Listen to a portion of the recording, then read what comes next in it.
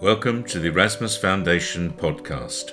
My name is Paul Nugent. Are you looking for answers to life and its meaning? Then this may well be the very podcast you need to listen to. In a series of podcasts, we are going to look at the difficult questions of life and apply spiritual knowledge to find out the answers.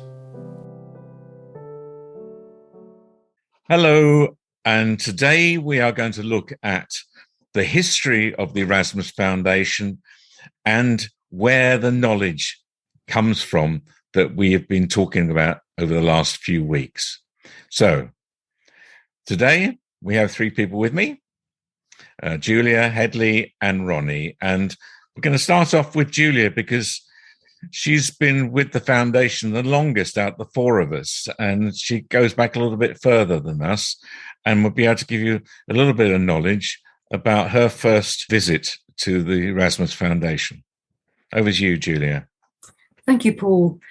Well, the Fellowship of Erasmus, as it was called in its beginnings, was formed by Padina and Gordon, and it was after they'd moved up to Suffolk in 1971.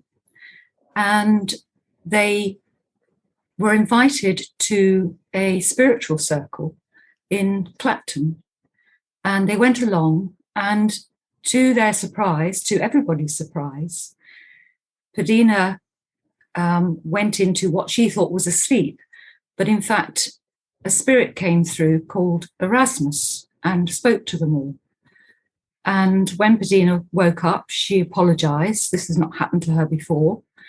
And but everyone was very pleased to hear Erasmus speak. So that was the first time that Padina's gift of a deep trance medium became apparent. And it was soon after this episode that they started the Fellowship of Erasmus. They were living in Suffolk in a village called Lindsay in an old farmhouse. And the purpose of the fellowship was to gather people around who were interested to learn about spiritual healing and spiritual knowledge and teachings, and really to reintroduce people to their God and to God's sanity. And so I went along in 1979. But as I say, they started it in 1972. My mother went to a meeting in the mid-70s, so I became aware of the fellowship a few years before I went to a meeting. So I had time to think about the idea of spirit and of reincarnation. And my first experience was one of absolute fascination with the whole meeting. I really enjoyed the talk, which again was Erasmus speaking through Padina. I was absolutely glued to watching her and listening to him. The lighting was dimmed, as it was a lot in those days. There was just a red light, which I learnt later was for those people who had the seeing eye. It was much easier for them if the light was dimmed and there was just a red light. So anyway, I listened. I was absolutely fascinated. I was asked just to say my name, and then I was given my spirit name. And as I say, I was really, really interested, especially about the idea of reincarnation. That was really interesting. And then after the meeting and at future times, I was able to really quiz my mother, which was much easier to do. I was a little bit shy to ask questions at the meetings, but I was able to talk to my mother a lot about what she'd already learned. And I also learned that from the age of about 20, my mother and her mother had been interested in spirit. So that was new to me. And after that, I went along to some of the other meetings on a Sunday. And then I was in London a few years later and started going to meetings that Padina was holding at the Barbican in London. And these were on a Friday evening, and where I met quite a few of my friends who are still around today, including my husband, Hedley. although we didn't actually marry to quite a few years later. But it was great to meet people who were searching, of like minds, who were just curious, interested to hear more. And I think a lot of people said at the time that even if they were a bit wondering or even suspicious of the whole idea of spirit and mediumship, what they were actually hearing really made sense. And it brought people back week after week. Now, also at this time, Padina was holding seminars in Suffolk. So sometimes on a Sunday, perhaps once a month, a number of us would travel up there and have a whole day seminar and a beautiful lunch that Padina prepared. And so it was really great. And also part of the purpose of Padina's life, if you like, was to gather people around who would become future teachers and healers. And the reason that they went to things like Mind, Body, Spirit and other venues like Brentwood, Northampton, other places in Suffolk, was to meet people and see who might be interested to join. And as is natural with a lot of these sort of groups, some people came perhaps once or twice and then left. Some people came and stayed. Some people left and then maybe came back later on. Because one of the great things about the fellowship that everyone appreciated in those days and still does today is that there was no membership. People were free to come and join in a meeting or a seminar, ask questions. That was always encouraged. And if they liked what they heard, they came back. There was no pressure that they should believe something and they should think in a certain way. It was emphasized that everyone was an individual, and it was important that people thought for themselves and decided whether they were happy with what they heard and wanted to return.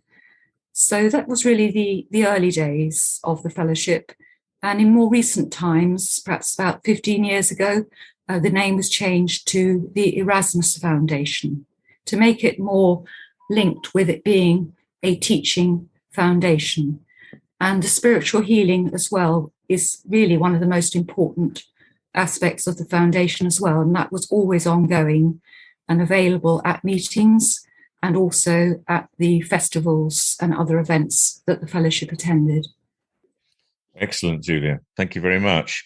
Now, Ronnie, 35 years, I think, isn't it now? That's something like that. It's getting that way. So how did you start? What made you come along to the meetings?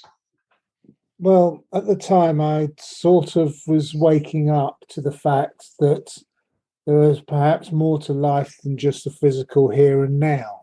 I was getting interested in healing a little bit. Not that I thought that I had a gift for healing, but I just was interested in the concept of healing, and that, one human could channel spiritual healing energy to another human. And I found that quite fascinating because it was a spiritual energy as opposed to a physical energy. So I was going around and trying to really look for knowledge that was really what I was looking for, the truth. I was trying to understand what the human being's sort of physical and mental and spiritual makeup was, because I didn't understand it at the time, and I was very interested in this. Curiously enough, I picked up on the fact that books on the human aura, and I thought, well, that's interesting, and because obviously that's not something that was known about in those days, and went to I suppose what was a psychic fair. There was this group there called the Fellowship of Erasmus, and they had a sign up saying aura reading. So I thought, I think I'll see if I can find out a bit about that. So I popped up to the stand, and I was welcomed by a gentleman called David Collins, who's no longer with us, but was really with the foundation for many, many years. And he gave me a brief introduction, and quite by chance, there was a cancellation for one of Padina's aura readings. And so within an hour of discovering this little spiritual teaching group, I was sitting down and speaking to Padina, and Padina gave me an aura reading. And what I found quite fascinating about it was that she was able to pick up some very, very, very in-depth knowledge about myself. And when she asked me questions, my memory wasn't quite as good as her ability to read my history, so to speak. So she was actually telling me she asked me a question. I was telling her the wrong answer, and she was giving me the right answer, which really impressed me at the time, because it sort of helped me believe that it wasn't just a way of making a few bob at a psychic meeting. So, to cut a long story short, I was invited to come to some of the foundation meetings at the Friends Meeting House. It was in the Barbican. Padina went into a deep trance. The spirit of Untitled Erasmus spoke through her. And I wasn't really totally confident this was genuine at the time, because, one is a little bit skeptical. And what was, very interesting, as Julia said earlier, it was the content, whether or not it was genuine spirit speaking through a medium or not. The content was absolutely fascinating, really. It was very, very, very simple. It was understandable, and started to help me understand the difference between the human form and the spiritual form. And that was really what I was searching for at the time. So it was a very good way of gently coming into the meetings. After the first few meetings, it really didn't bother me whether it was a medium or not a medium. And as time went on, I did have a mild sight. So I could actually, at some occasions, I could actually see Erasmus's face overshadowing Padina's when Erasmus was talking through the body. And of course, that helped me believe that it was all genuine. So that was the way that I got involved in the foundation. Excellent, because interestingly enough, I went to the same Mind, Body and Spirit exhibition as Hedley did. And, I must admit, my mind was just opening up to so many things at the time, and really enjoyed the smells, because even then, in those days, Indian food and Chinese food was quite rare on the streets, and they were serving this up, and we're trying all these different foods, and the smells and the weird people that there was there, and you could go and talk to. And then I just bumped into the Fellowship of Erasmus, and Hedley, you were in the same boat, were you not? I was, yes. It was about 1981. And I had went to the Mind, Body and Spirit Festival to meet somebody for a clairvoyant reading she was offering to do. And it turned out she was busy, so she told me to go and look at the Erasmus Foundation stand, as it was then. And I just said, I remember standing there in front of a young lady and saying, "Look, I don't know why I'm here, but can I ask you what you're about?" Because I hadn't got a clue. And she explained very briefly, which didn't really make me understand too much in those days. But she said, "Look, come along. We're starting meetings in November in London. Why don't you come along to a meeting? And I'll put your name down if you wish." So I said, "Yes, okay." And that's how I first went to the first meeting. And I experienced the same as everybody else. There was Padina talking differently from the way she was normally, because her body had been taken over. And I learned in later years to say what a deep trance medium is, how Padina was, how it happened. And it was the spirit of Erasmus that would take over the body, because Padina would leave her body completely as a spirit, allowing another spirit to take over. And that was usually, not always, but usually the spirit of Erasmus. And I also would like to say that, of course, this is a very rare occurrence. And I think you might hear people today talk about so-and-so is a deep trance medium.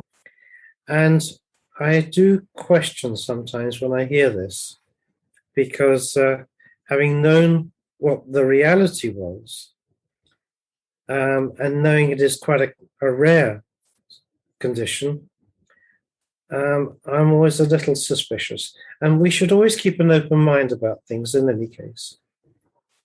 That's true. And I think it is interesting, really. I just remember going along to the Mind, Body and Spirit exhibition, and I had an aura reading, funny enough. And I was just wandering around in my own little world and bumped into the Fellowship of Erasmus, and literally almost, and had a reading with Bedina. And one of the things she said to me, "We've got work for you if you want it." And at the time, so I thought, no, it's just a Saturday. I don't want to do any work. I just want to have a look around. That's all I'm here for. And never really understood quite what she meant. Till many years later, that here I am still in the foundation, still trying to help other people to hear what we were given. And that's the thing. It's not about telling the people what to believe in or anything. It's just giving people the opportunity to hear what we heard, for them to then make their own mind up is the important thing. And to be honest with you, I never believed for a long time, and I've got no second sight. I'm about as psychic as a brick, so I really don't have those kind of skills or gifts. I don't believe, but I can listen, and I have heard many things from Spirit that to me has really changed my way of thinking and the way I behave, the way I am as a person. So the foundation for me has changed me as a person completely, very different from the person I was in those days. And Julia, do you feel the same? Yes, absolutely. I think we will probably all agree with that. I mean, when I met Padina and Gordon in the Fellowship, I was only 19, and I was lacking a lot of confidence, as is quite a common problem with many people today. And just slowly, I mean, I'm still sorting some things out, but the understanding, of who we are, why we're here, and then explaining, the importance of getting to know yourself, I found very interesting. But for me, it was really a matter of unraveling a lot, first of all, and that took quite some years, and it was hard. But I think that I was so interested and so really wanting to do well and to get better and to be the things that Spirit and Padina were talking about. So I suppose I was motivated to just keep trying hard. And, in time, I gradually got to know a little bit more about myself through what I learned, but also through experience, through meeting other people, through talking with other people. That's how we learn a lot about ourselves. And as I say, it's a hard road, because, our foundations individually are often not very stable these days, because, the world is not a very stable place, and young people don't always get a great start in life about truth about themselves. So it took some time to gradually work out, what was true and what was not, and what were my weak areas and what were my strengths, and to really think about these. And so, it is quite a journey, and I think it can be a journey of a lifetime. But I do feel you can get to a point where you feel much more peaceful within yourself, much more contented, because you've got a better self-knowledge and a better appreciation of what you feel you're here to do, because we all have a purpose. That is something that's made clear very early on. Everybody has a value, And in the eyes of the great mind, everybody is equal. So things like that were very helpful to finding a little bit more strength. And as I say, I was absolutely fascinated to keep learning more and more. And I think that's why I'm still here today. Yes. And I think it is important to say that there are so many new ideas that came up during these meetings that we'd never really considered. You know, the whole importance of truth was always something that a white lie to me was perfectly okay. But, you know, I've grown to fully understand that there's no such thing as a white lie, for example. All lies are lies. And, you know, for the world to improve and become a happier and more contented place, we need to really understand truth much more than we do. And so there are many other concepts like that.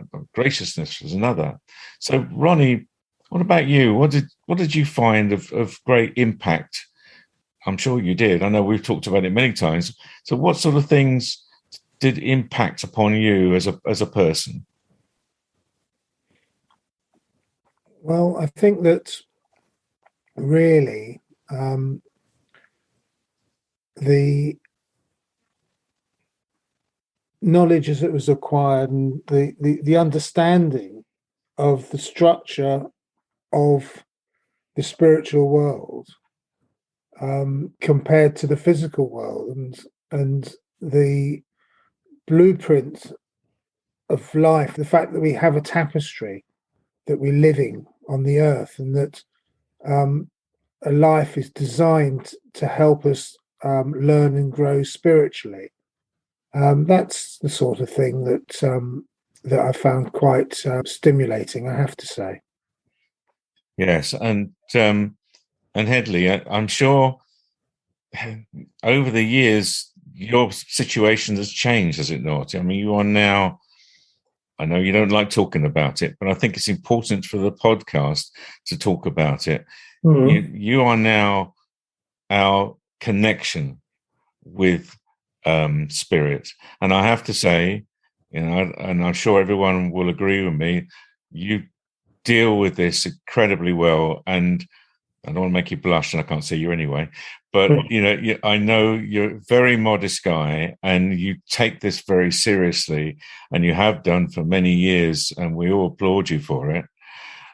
But how did you get into this? How did it start with you? Well, Padina died of the earth. She died in 2003, and it was I don't know when, I can't remember, but it was sometime a little bit before then. Perhaps 2 years before. There was an opportunity in Padina. There was spirit talking, and she asked me if I could hear. And it never occurred to me to try this or to listen or anything. So I heard in my mind, not my ears, in my mind, which I repeated, and she said, yes, that's correct. And then I heard something more, and she confirmed that as well. So that is simply how it started. And eventually, when, as I say, when Padina died of the earth, then it was left to me to follow on speaking for spirit, as I heard. I think it's possibly quite an interesting exercise for me to explain now how this happens, how I hear. And it is simply clairaudience, but it is really, we talk about hearing, but it's really very little to do with the ears. It is in my mind. And we believe at the foundation that the brain, which is the physical computer part of the body, is one thing, but the mind is your eternal self. It is your spiritual self. And when I hear spirit, I pick up, I am given impressionings within my mind. And then I have to interpret that using my brain to speak, to use the English language, to use the words, to interpret what I am being given. And this is not deep trance medium at all, mediumship. This is simply clairaudience. So sometimes in the past, I've questioned, well, was that really me or was that spirit? And over the years, I've gained confidence with this. And the one thing that's always assured me about what I was repeating, giving for spirit, was the knowledge that the content of what I was being given, the knowledge to give out to people, I could never, ever dream that up. I don't have the ability, that I'm not that clever to invent such knowledge and wisdom as I've been given to pass on to people. So that is slowly giving me the encouragement and the ability to, and the confidence to continue what I'm doing. I don't want to say it's anything special, or I never looked to have this gift. It was offered to me and I accepted it. And what I also want to say, that any gift, spiritual gift that is given, is simply for the use and the benefit of other people. It is for the benefit of all. And it is not there to make us into something special or to be thought of differently in any way. It is simply a gift that I've been given in this case, which I use for all of us. Simple as that, really. I've known you for 40 years, and I know you're a very sincere individual, and also I know you're very modest, and it took a while for us to persuade you to talk about this. So it's not as if you're trying to boast from the treetops, quite the opposite. So I just want everyone to hear that, because it is genuine. And I've got to say, as a friend of yours, I don't think you've got it in you to talk the way that Bettina or Erasmus speaks through you.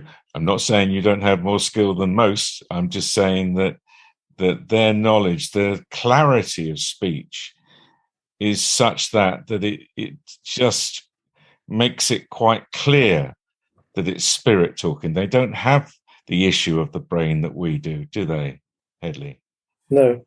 It is as simple as you say. I don't have the ability to make that stuff up. And not that I would in any case, but exactly, that is the point. This is the thing when people question these things, and always say that there's fraud here and fraud there, and there are a lot of fraudsters.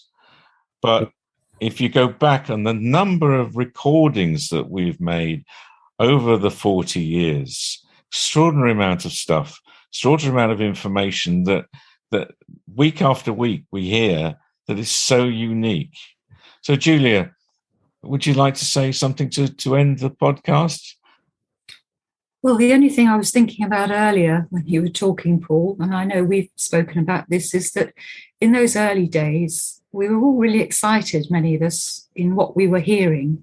And we used to go out talking to friends or perhaps people we were working with and mention all of this. And sometimes you couldn't understand why others weren't also really excited and interested. And one of the subjects, it was Erasmus spoke to us about a few times, and that was about giving a crumb to others. And we learnt this in time, but I think to start with, we were so excited about it all. We were giving almost a whole cake or a slice of the cake. And it took some years for us to realize that you just drop a little seed, a little crumb of food, and see if there is some interest. And sometimes there might be, and sometimes there might not be. And again, we also learnt about the tapestry, as Ronnie has mentioned, that it might not be for a person to be interested and maybe to awaken to spirit. So that was a lesson for us all quite early on. And so I'm pleased that there is a lot more awakening to spirit now. I think it's reflecting the way the world is changing, and it's stimulating people to think and have a bit more concern. So I look forward to that increasing. Because I think it's true to say that if you go back 20 years, a lot of people wouldn't be talking about such things, but you could bring these things up in any conversation now and people won't balk at it. They will listen. They may not believe it, they may not accept it, but it's not completely poo-pooed as a subject to be discussed, is it? No, so, Ronnie, so final words on it before we close today. I'd like to say there is an awful lot we understand, and there's an awful lot we're trying to understand. And bit by bit, we're piecing it all together. And if anyone would care to join us in this journey, we'd be delighted to have them on board. Nicely put. So thank you very much, guys. It's been very interesting, and I hope you've enjoyed yourselves. And we'll be talking again soon, no doubt.